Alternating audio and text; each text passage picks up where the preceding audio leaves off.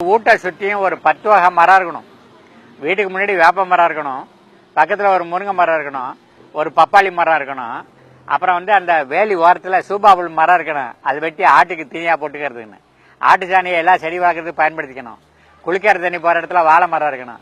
பாத்திரங்கள் ஒரு இடத்துல தென்னை மரம் இருக்கணும். அதுக்கப்புறமா இடம் இருந்துனாக்கா ஒரு எலுமிச்சங்கன்று இருக்கணும். அதுக்கப்புறம் நேரில் ஒரு கருவேப்பிலை கன்று இருக்கணும். அதுக்கப்புறம் கொஞ்சம் இடம் இருந்துனாக்கா ஒரு நெல்லிக்கன்று இருக்கணும். அந்த வேலியில் ஒரு 4 இடத்துல சீதாப்பழம் மரம் இருக்கணும். இதுக்கப்புறமும் இடம் இருந்துனாக்கா ஒரு பலா மரம் இருக்கணும். அதுக்கப்புறமா இடம் இருந்துனாக்கா ஒரு மாமரம் இருக்கணும். இப்படி ஒவ்வொரு வீட்டை சுற்றி நம்ம கொண்டு வந்துட்டோம்னா ஒருத்த கூட பசியோட தூங்க போக மாட்டாங்க, ஒருத்த கூட சத்துணவு பற்றாக்குறையினால கஷ்டப்பட மாட்டாங்க.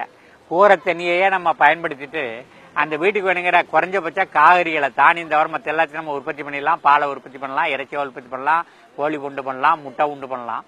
இதை என்ன பண்ணணும், அரசாங்கம் சலுகைன்னு ஒதுக்காரு, மக்களை சென்றடைய மாட்டேங்குது.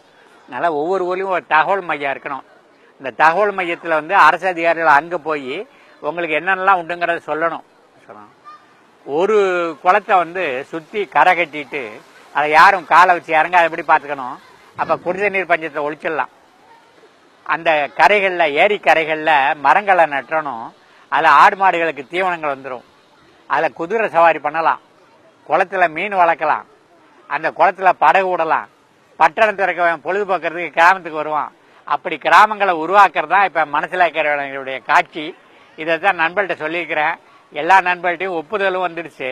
இதுக்கு 1000 தொண்டர்கள் தேவை. எந்த இடத்துல வேலை தொடங்கணும்னாலும் அவங்க மம்புட்டி கூடையோட வர்றதுக்கு தயாராக இருக்கணும். அது மாதிரி ஆளுகளை தேடி இருக்கேன். கிட்டத்தில் இந்த வேலையை தொடங்கும்னு நம்பிக்கை இருக்குது. இதில் வெளிநாட்டு நண்பர்கள் இணைஞ்சு கொள்வாங்கன்னு நான் நம்புகிறேன்.